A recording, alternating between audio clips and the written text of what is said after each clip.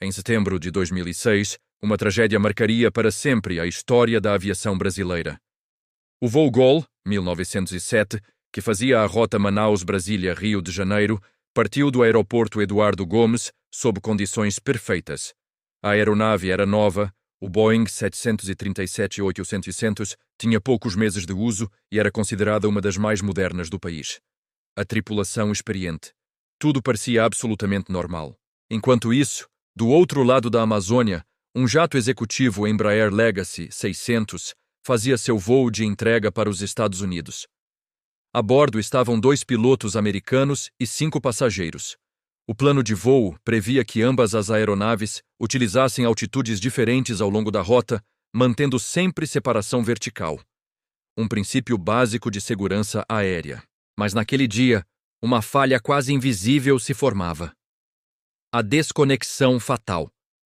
Por motivos nunca totalmente esclarecidos, o transponder, o equipamento responsável por informar a altitude e acionar automaticamente o sistema anticolisão, TCAS, do Legacy, deixou de funcionar durante o voo. Sem o transponder, o jato voava cego para os radares.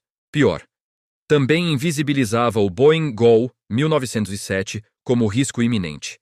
Os pilotos do Legacy, sem falar português e com pouca familiaridade com o espaço aéreo brasileiro, não perceberam o desligamento. O controle aéreo, por sua vez, não detectou o desaparecimento do sinal de forma clara. A comunicação por rádio estava falhando, um problema recorrente na região amazônica. 2 aviões, mesma altitude. O plano de voo do Legacy originalmente previa que ele deveria manter altitude diferenciada depois de certo ponto da rota. Mas, sem comunicação adequada, ele manteve 36 mil pés, exatamente a mesma altitude do Boeing. Em uma imensidão de céu aparentemente infinita, 2 aviões foram colocados na mesma rota. Na mesma linha, no mesmo minuto. A colisão. Às 16h56, a tragédia se concretiza. O Legacy atinge a asa esquerda do Boeing. O impacto corta parte da estrutura aerodinâmica, tornando o 737 incontrolável. Dentro da cabine, os pilotos lutam desesperadamente para estabilizar a aeronave, mas não há mais resposta. Em poucos minutos, o Boeing entra em queda e se choca contra a selva amazônica. 154 pessoas perderam a vida naquele momento. Os passageiros do Legacy sobrevivem, aterrissando de emergência em um aeródromo militar, sem sequer compreender totalmente o que havia acontecido.